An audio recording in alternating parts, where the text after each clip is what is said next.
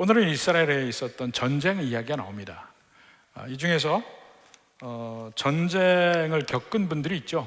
나이 든 분들은 전쟁을 겪었을 것입니다. 그렇게 많지는 않겠지만 저희 나라에서 겪은 전쟁은 물론 일제강점기에 겪었던 2차 대전이 있지만 가장 확실하게 느꼈던 것이 이 6.25 전쟁이죠. 그 6.25 전쟁 때 이야기를 보면 우리가 영상으로도 보고 이렇게 많이 합니다만, 수많은 사람들이 보찜을 메고 피난을 갑니다. 피난을 갈 때 보면 대부분이 메고 가는 게 있어요. 그게 뭐냐면 쌀자루입니다. 쌀자루를 메고 가요. 왜냐하면 먹을 게 없으니까, 돈으로도 살 수 없으니까. 간혹 이제 금은 폐물을 가지고 가서 바꾸기도 합니다만 주로 실제 쌀자루를 메고 다녔어요. 참 저희 아버지도 그 당시 청년 때니까 참 별의별 일을 다 하셨는데, 그때 뭘 하셨냐면 나중에 얘기를 하시더라고요. 충청도나 익산 이쪽에서, 군산 이쪽에서 쌀을 메고 여수까지 걸어가서 쌀을 팔고 왔대요. 대체 여수까지 어떻게 걸어갔습니까? 그러니까 철길 따라 갔대요. 철길을 따라서 여수까지 쌀을 메고 가서 팔았대요. 전쟁 중에 그렇게 살았다고 그러더라고요. 그러니까 생각해보면 저희 아버지도 고생 엄청 하신 분이에요. 저 일제강점기에는 만주 봉천까지 가셨다가 2차 대전 말기, 그러니까 44년, 45년 이때에는 그때 막 일본군, 나중에 소련군에 끌려가가지고 지금 중국하고 러시아 국경, 지금으로 얘기하면 하바롭스크 그쪽으로 탄광까지 끌려가도 도망온 얘기를 들으면 기가 막혀요. 근데 전쟁 때의 상황이 그렇게 참 모든 사람을 비참하게 만드는 상황인 것 같습니다. 많이 배우든 적게 배우든 뭐 하든 아무 관계없어요. 전쟁 때는 정말 먹을 게 없어서 어려운 지경인데, 오늘 본문의 말씀이 순전히 그런 얘기입니다. 바로 이스라엘에 임했던 그 전쟁에서의 그 극심한 어려움에 대해서 이야기를 하는데, 자, 이제 6장 24절부터 끝에 33절까지 보면 그 사마리아가 봉쇄를 당해서 극심한 기근에 시달리는 그 절망적 상황에 대해서 이야기를 합니다. 한번 봅시다. 24절에 보니까 이후에, 이 성경에 보면 이후에 라는 말이 많이 나옵니다. 그것은 정확하게 어떤 때인지를 얘기하지 않고 그냥 이야기를 새로 시작할 때에 주로 쓰는 말입니다. 이후에 라는 말이 특별한 의미는 없어요. 아람왕 벤하닷이 그의 온 군대를 모아 올라와서 사마리아를 에워쌌다. 사마리아는 그 당시 북왕국 이스라엘의 수도이죠. 왕궁이 있는 곳입니다. 그러니까 아마도 나라 전체를 점령하기 위해서 필요한 것이 그 중심부인 사마리아를 타격을 하고 거기를 함락하면 전쟁이 끝나는 겁니다. 그래서 봉쇄 작전을 하는데, 이제 봉쇄 작전을 하면 그 성 안에 있는 사람들이 여러 가지 문제가 생기죠. 식량의 문제가 생기죠. 물이 문제가 생기죠. 여러 가지 군수 물자가 문제가 생기죠. 그런 지경입니다. 그래서 그 당시 기근이 얼마나 심했나 하는 것을 보여줍니다. 25절에 보니까 아람 사람이 사마리아를 에워싸므로 성중이 크게 줄여서 나귀머리 하나에 은 80세겔이요 비둘기똥 4분의 1갑에 은 5세겔이라. 나귀머리요. 그러니까 여기서 나귀머리, 비둘기똥 얘기하는 것은 좀 변변치 않고 하찮은 걸 얘기합니다. 나귀머리에서 고기가 그렇게 많이 나지 않아요. 근데 그럼에도 불구하고 은 80세겔이라. 은 한 세겔이 한 달치 월급입니다. 그 당시 한 달치 임금이 한 세겔이에요. 근데 나귀머리 하나고 며칠 먹겠어요? 그걸 살 때 80개월의 수입을 몽땅 바쳐야 머리 하나를 사는 거예요. 비둘기똥, 이건 뭐에 쓰는지 잘 모르겠습니다. 원래 비둘기똥은 사료입니다. 사료. 그 비료로 주는 것이고, 근데 비둘기똥이라는 말이 다른 면에서는 이 어떤 그 콩과의 어떤 식물을 그렇게 별칭으로 비둘기똥이라고 하는 것도 있는데, 하여튼 하찮은 거예요. 쓸모없는 것. 그것이 얼마냐면 은 5세겔, 5달치 월급을 줘야 돼요. 이런 하찮은 것 가지고 살 수 없다는 얘기죠. 그리고 여기선 지금 이 밀, 보리 하나도 나오지 않아요. 그런 건 아예 구경도 못하고 아주 희귀하고 하찮은 거, 별 볼 일 없는 거, 나귀머리, 비둘기똥. 근데 80세겔, 5세겔, 엄청난 값이라는 얘기입니다. 그럼에도 불구하고 사실 위기에 처했을 때 백성들이 보는 것은 왕을 바라봅니다. 왕을 바라보는데 그 왕은 아무것도 할 수 없는 무력한 상황이라는 걸 그 다음에 얘기를 합니다. 26절부터 봅니다. 이스라엘 왕이 성 위로 지나갈 때 한 여인이 외쳐 이르되 나의 주 왕이여 도우소서. 그러니까 왕이 뭐라 합니까? 내가 무엇을 도우랴? 타작마당으로 도웠겠느냐, 포도주틀로 도웠겠느냐, 아무것도 도울 수 없다는 거예요. 그리고 아주 심각한 일까지 벌어집니다. 아들을 먹는 일이 벌어져요. 자, 보십시오. 28절부터 또 이르되 무슨 일이냐 하니, 이제 또 지나가다가 쭉 이제 그 성읍을 가서 이제 상태를 보러 다니는데, 지나가다가 한 여인이 대답합니다. 얘기합니다. 서로 이 여인과 오늘은 네 아들 먹고 내일은 내 아들 먹자, 이렇게 서로 협상이 돼서 오늘은 한 여인의 아들을 먹었는데 그 다음날 다른 여인이 아들을 내놓지 않는다. 얼마나 비참한 얘기입니까? 이 말을 듣고 30절에 왕이 그 여인의 말을 듣고 자기 옷을 찢으니라. 어찌할 수 없는 그 비통한 심정을 얘기하죠. 그리고 굵은 베옷을 입고 있습니다. 근데 이러한 일이 이미 율법서에 예견되어 있습니다. 이스라엘 백성들이 하나님 뜻에 벗어나고 순종치 아니할 때 이러한 일이 있을 것이라고 미리 예견하고 있어요. 한번 봅시다. 레위기 26장 27절 봅시다. 너희가 이같이 될지라도 내게 청종하지 아니하고 내게 대항할진대, 여호와 하나님께 대항할 때 내가 진노로 너에게 대항하되 너희가 나를 대항하면 나도 너희를 대항한다. 그 얘기입니다. 너희 죄로 말미암아 7배나 더 징벌하리니 너희가 아들의 살을 먹을 것이요 딸의 살을 먹을 것이요. 바로 여기에서 이미 하나님께서 미리 약속하신 말씀대로 지금 이루어지고 있는 겁니다. 신명기 28장에 봅시다. 유명한 신명기 28장이죠. 여호와께 청종하면, 순종하면 이러한 복이 있을 것이고 순종하지 않으면 이러한 화가 있으리라 한 중에 나오는 말입니다. 그러니까 신명기 28장의 후반부는 아주 길게 이스라엘의 임할 화에 대해서 이야기하는데, 그게 사무엘 상하, 열왕기 상하에 보면 그게 다 나와요. 그런 일이 실제로 벌어지고 있는데 그 중에 하나입니다. 52절부터입니다. 그들이 전국에서 내 모든 성읍을 에워싸고 내가 의뢰하는 높고 견고한 성벽을 다 헐며 네 하나님 여호와께서 내게 주시는 땅의 모든 성읍에서 너를 에워싸리니. 봉쇄한다는 말이죠. 사마리아가 좀 봉쇄당했잖아요. 53절에 내가 적군에게 에워싸이고 맹렬한 공격을 받아 곤란을 당하므로 네 하나님 여호와께서 내게 주신 자녀 곧 내 몸의 소생의 살을 먹을 것이라. 이미 예견되어 있습니다. 또 57절에 보면 57절 자기 다리 사이에서 나온 태와, 자기 애죠, 자기가 낳은 어린 자식을 남몰래 먹으리니. 이게 얼마나 비참한 얘기입니까?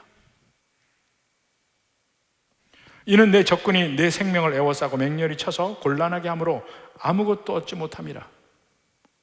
이 말씀대로 이루어진 상태예요. 지금 북왕국 이스라엘에서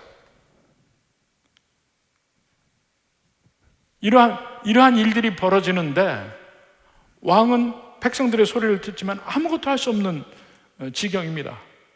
근데 이때 아마도 엘리사에게 무슨 얘기를 들었을 거예요. 왕이 회개하라고 분명히 하는 말도 들었을 겁니다. 그러니까 굵은 베옷을 입었죠. 옷을 찢었죠. 그런데 더 이상 왕은 참지 못합니다. 그러니까 처음에 듣는 신용을 했지만 참지 못해요. 그리고는 하나님의 말씀을 전하는 엘리사를 죽이려고 합니다. 그러니까 마음이 삐뚤어지면 오히려 하나님의 말씀을 전하는 그 엘리사를 죽이려고 해요. 그래서 31절에 보니까 왕이 이르되 사바스의 아들 엘리사의 머리가 오늘 그 몸에 붙어 있으면 하나님이 내게 벌 위에 벌을 내리실지로다. 말이 이상하죠. 하나님의 사자를 죽이려고 하는데 안 죽이면 하나님의 벌이 내게 임하리라. 죽여도 벌이 임하는데 참 이 생각이 이렇게 꼬인 걸 볼 수가 있습니다. 근데 이미 엘리사에게 하나님은 다 알게 하시죠. 다 알아요. 그러니까 엘리사가 그 왕의 사자가 오거든 문을 잠가버리라.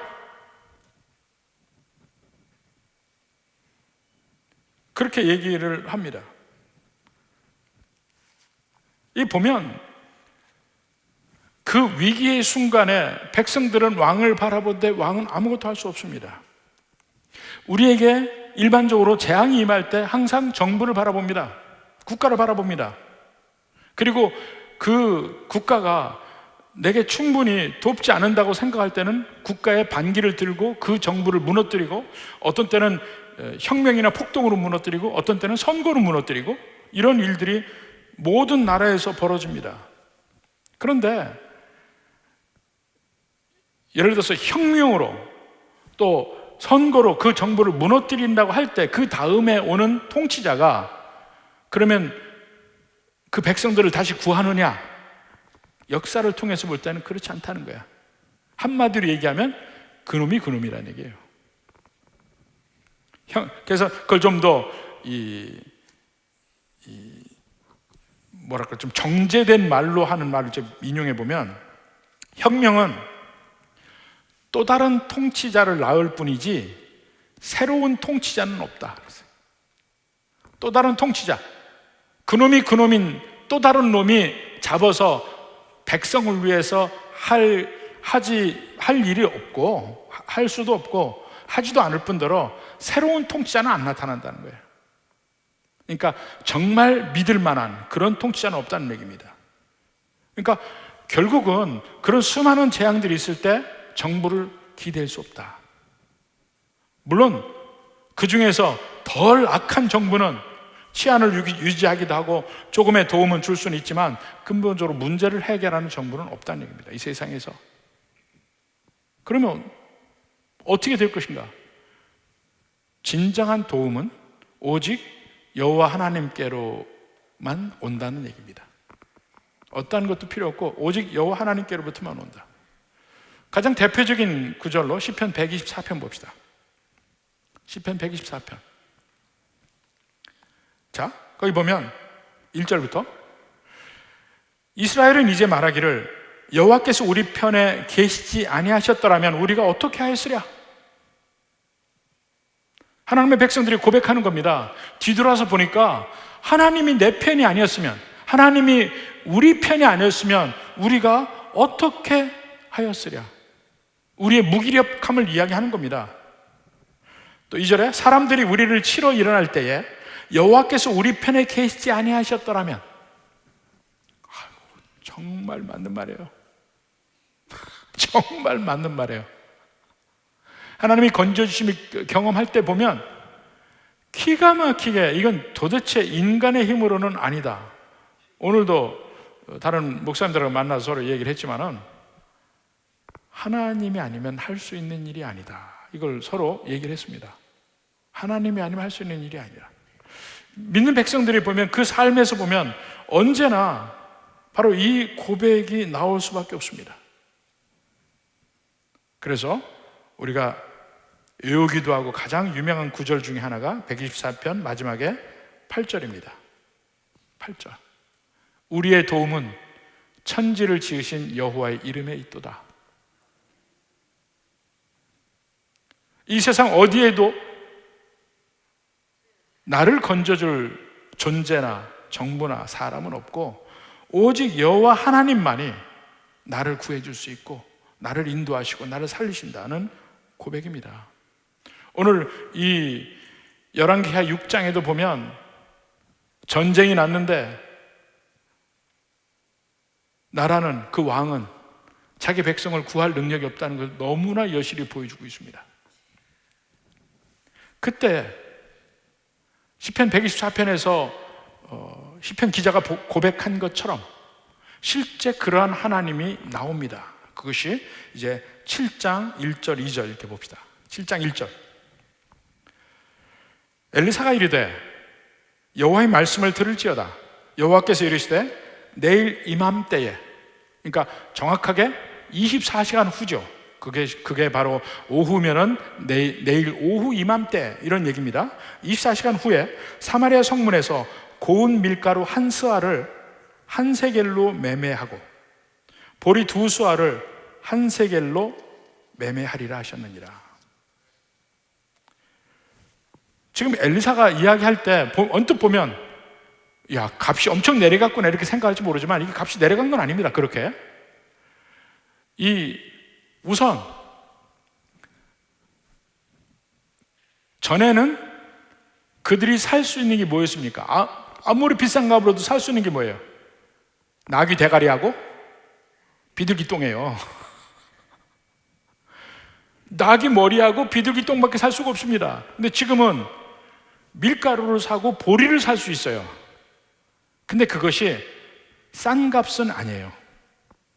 한 스아 또는 세아라고 하는데 이것은 한 7리터가 좀 넘는 그 부피입니다. 7리터가 좀 넘는 부피인데 그러니까 우리가 보통 그 2리터짜리 물병 있잖아요. 그것에 한 4개 정도? 4개 정도 되는 밀가루나 보리를 생각해 봐요. 그 한 스아를 한 세겔에 판다면 한 세겔이 아까 뭐라 그랬습니까? 한 달치 봉급이라고 했어요. 이 1리터짜리에 4개 드는 밀가루를 한 달치 월급으로 사니까 아직도 대단히 비쌉니다. 그러나 살 수 있어요. 그러나 밀가루가 있고 보리가 있어요.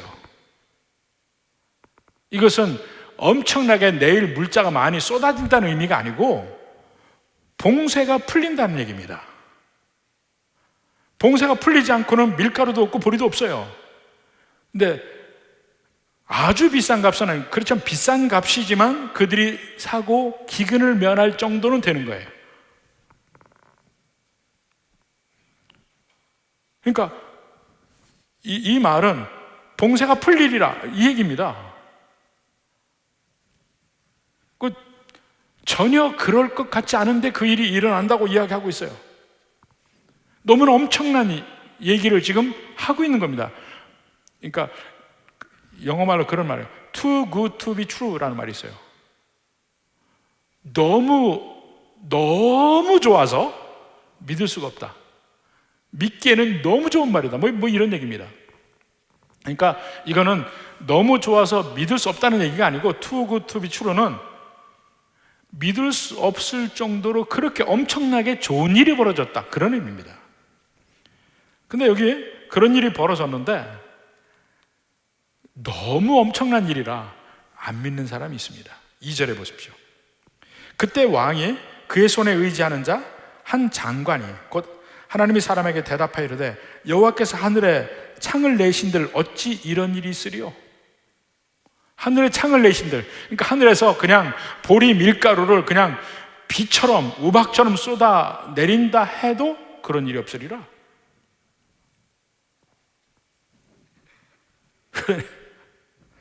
믿지 않는 거죠. 믿지 않는 거야. 결국 그는 자기의 방정맞은 입으로 말미암아 결국은 그 구원의 혜택을 못 누립니다. 그러니까 엘리사가 얘기하잖아요. 엘리사가 이르되 내가 내 눈으로 보리라 그러나 그것을 먹지는 못하리라. 이게 참 기가 막힌 말이에요. 보리라. 그 엄청난 일이 일어난 것을 너도 알겠지만 네 입의 방정맞음 때문에 먹지는 못하리. 혜택은 못 누린다는 말이죠. 그러니까 엄청난 소식을 얘기한 겁니다. 그러니까 기쁜 소식, 아름다운 소식, 복음이죠. 굿뉴스죠. 근데 믿지 않으면 그 혜택이 오지 않는다는 얘기입니다. 요한복음 10장 28절을 봅시다. 내가 그들에게 영생을 주노니 영원히 멸망하지 아니할 것이요 또 그들을 내 손에서 빼앗을 자가 없느니라. 엄청난 얘기를 했습니다. 예수님이 영생을 준다고 그랬어요. 영원히 멸망하지 않는다고 했습니다. 근데 믿느냐 하는 문제예요. 너무 엄청난 사실이긴 하지만 믿느냐? 믿는 자에게 주어지고 믿지 않는 자는 가질 수 없는 것이다. 오직 믿음의 차이가 여기서 얘기하고 있죠. 자, 그 이후에 놀라운 반전이 일어납니다. 이제 실제 엘리사가 말한 그 일이 일어나는 것을 증언할 사람들이 나오는데 그 사람들이 누구냐면 나병 환자들이에요. 나병 환자들. 이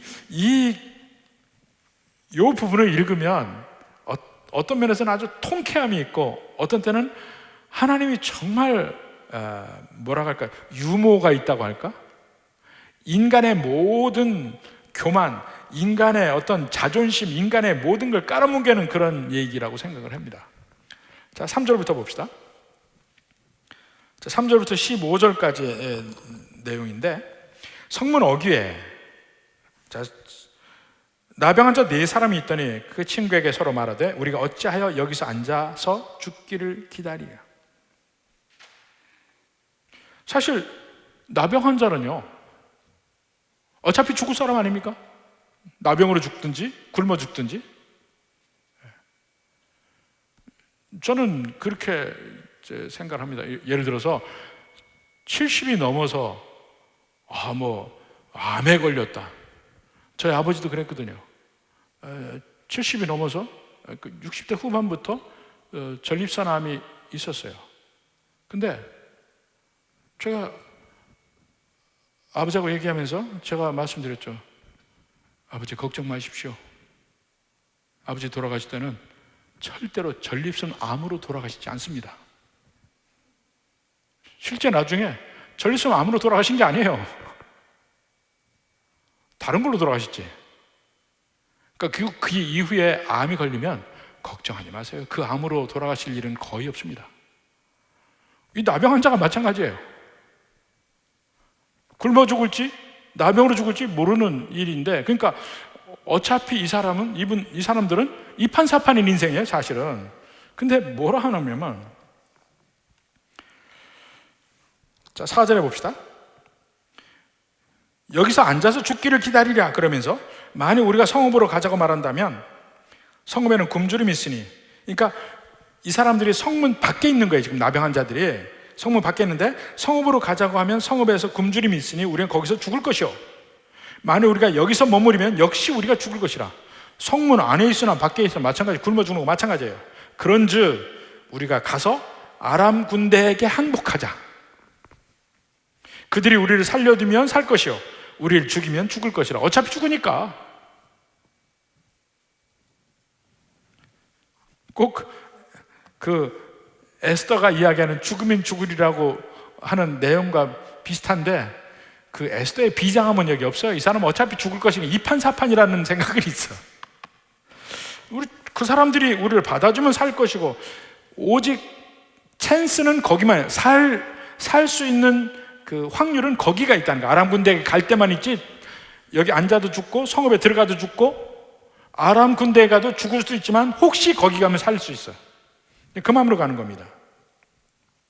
자, 5절에 아람 진으로 가려 하여 해질 무렵에 일어나 아람 진영 끝에 이르러 본즉 이곳에 한 사람도 없다. 자, 이 재밌는 게요, 그 사람들이 성문 밖에서 있다가 먼저 마음으로 결정을 합니다. 여러 가지 생각을 해. 여기 있어도 죽고 성읍에 들어가도 죽고 아람에 가도 죽을 수도 있지만 거기는 살 수 있을 가능성이 있어. 이런 생각을 해서 결정을 내리고 아람 군대에 가려고 합니다. 그리고 실제로 행동으로 옮기잖아요. 행동으로 옮기는 게 언제냐면 해질 무렵에 일어나. 해질 무렵에 일어나서 가요. 근데 그 똑같은 해질 무렵에 일어나는 게 누구냐면 아람 군대도 해질 무렵에 일어납니다. 7절에 보세요. 해질 무렵에 일어나서 도망하되. 타이밍이 기가 막히죠. 그 전까지는 그 나병한 자들이 일어나기 전까지는 아람 군대도 안 일어났어요. 근데 그들이 결정하고 일어나서 해질 무렵에 일어나서 갈 때 아람 군대도 해질 무렵에 일어나서 가버립니다. 타이밍도 기가 막히죠.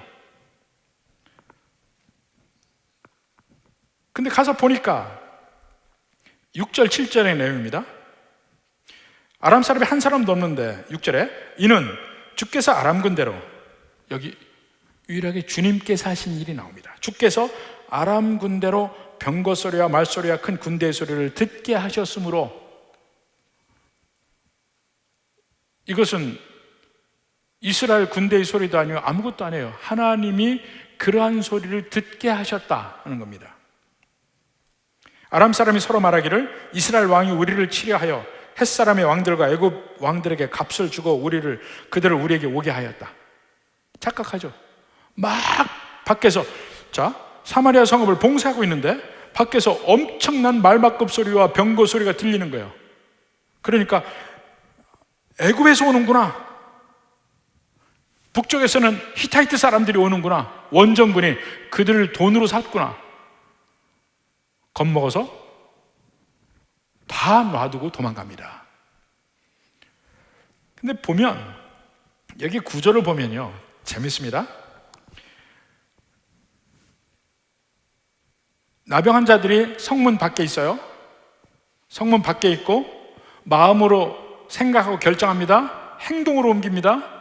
가서 보니까 엄청난 일이 벌어졌어요.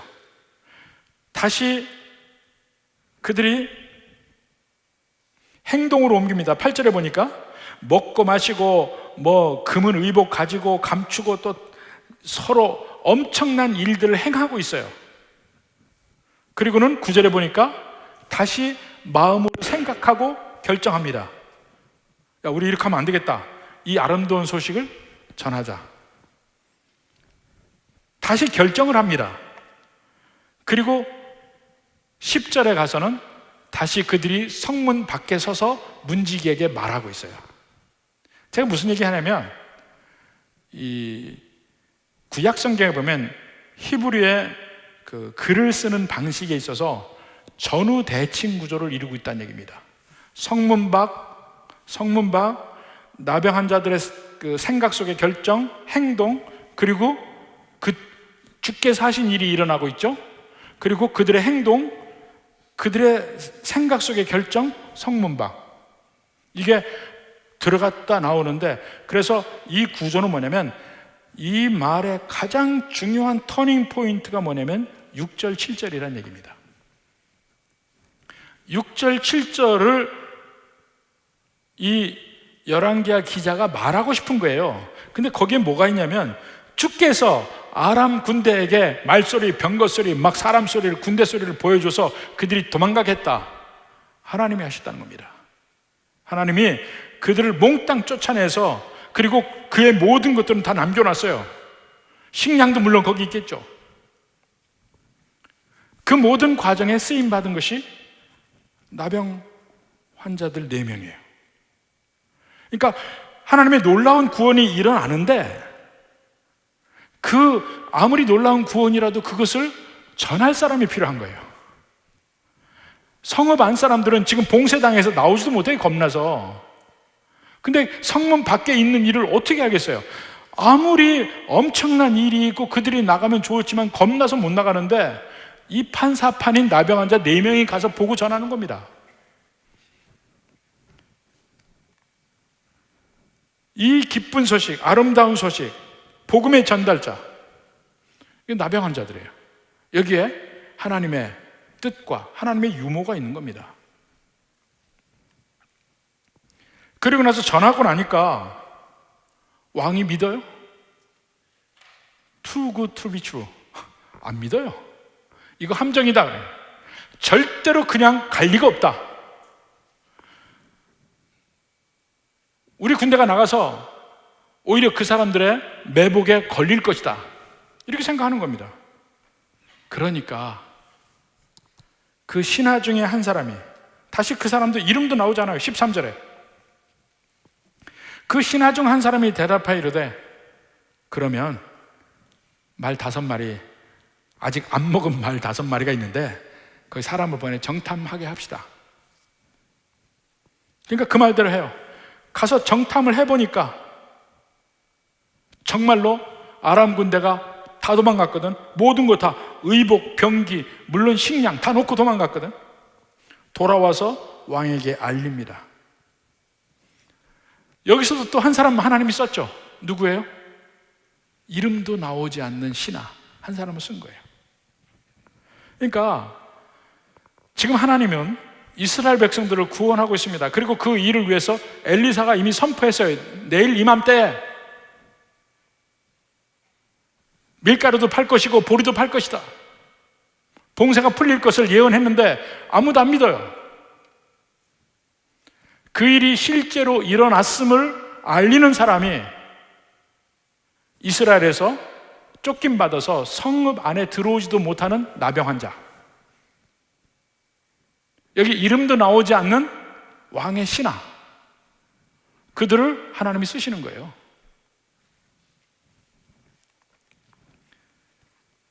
그러니까 여기서 저는 오랫동안 너무나 많은 설교 중에서 그런 말 많이 들었습니다. 하나님은 준비된 사람을 쓰신다. 그런데 여기서 하나님은 뭐라 하십니까? 웃기지 마라. 하나님 준비된 사람 쓴다고? 하나님은요, 아무나 쓰셔요. 하나님 아무나 쓰셔요. 가장 준비된 사람 쓰는 것도 아니고, 가장 배운 사람 쓰는 것도 아니고, 가장 깨어있는 사람 쓰는 것도 아니라니까요. 그러면 우리가 왜 준비를 하고 우리가 왜 깨어있어야 되고 그러냐 하면, 우리가 구원받는 길을 갈 때 그런 겁니다. 하나님한테 하나님 나 이렇게 잘했습니다 하고 보여질 것이 하나도 없다는 얘기예요. 하나님이 나병 환자를 쓰실 때 진짜 굿뉴스, 복음이 일어나는 순간에는 또 여자들을 쓰십니다. 예수님의 부활 제일 먼저 보고 증언한 사람들은 여자들이에요. 그리고 그 당시에 여자들은 사회적으로 전혀 위치도 없는 때입니다. 근데 그 여자들을 쓰셔. 사회적으로 전혀 이스라엘에 들어오지도 못하고 성문 밖에 있는 나병 환자를 쓰시고,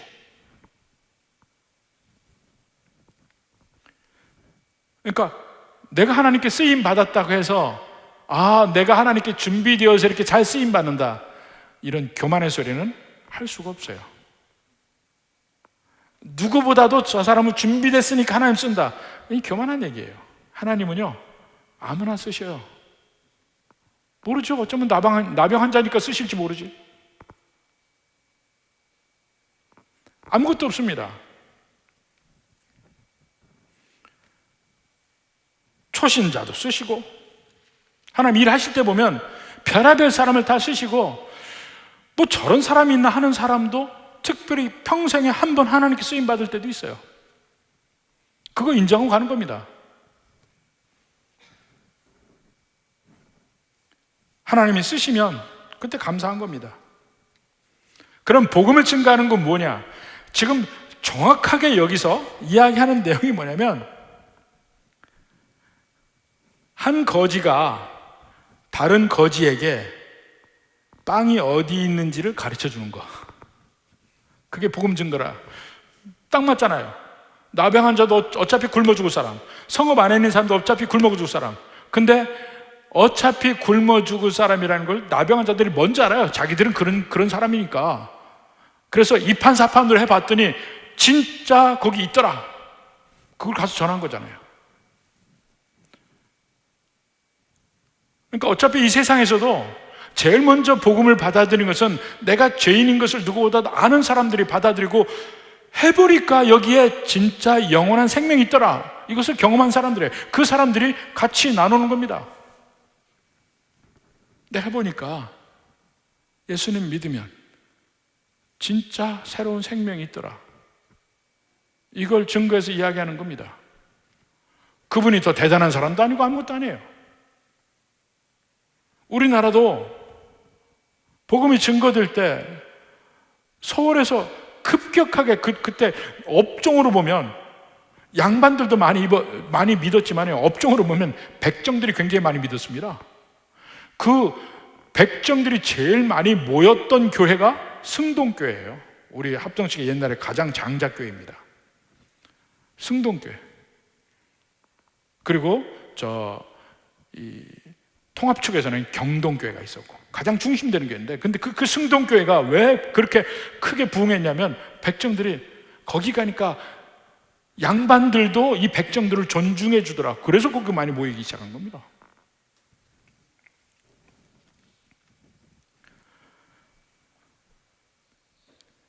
그런 오직 하나님의 은혜와 하나님의 능력으로만 구원받는다는 것을 보여주고, 그리고 그것을 전하는 사람으로 하나님이 택한 사람들 보면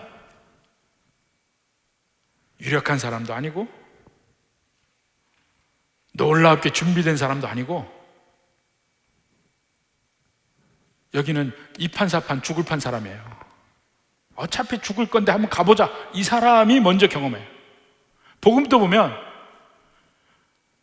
한번 믿어보자, 이 사람이 먼저 경험합니다.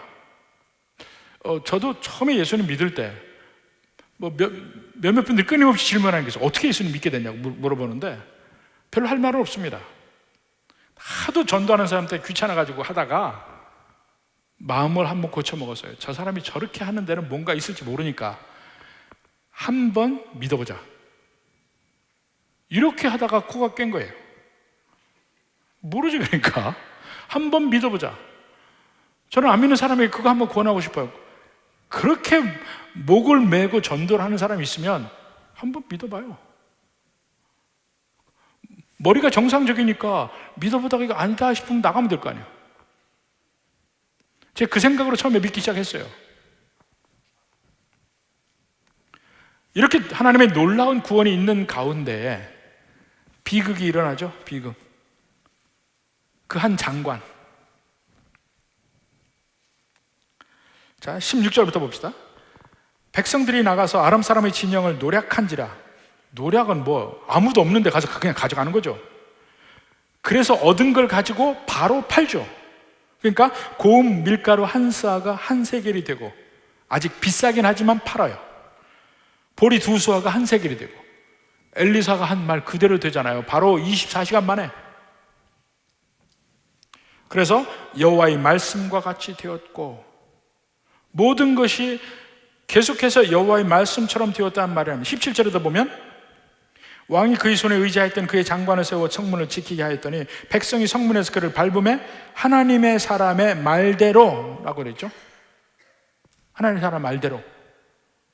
또 18절에도 하나님의 사람이 왕에게 말한 바와 같으니,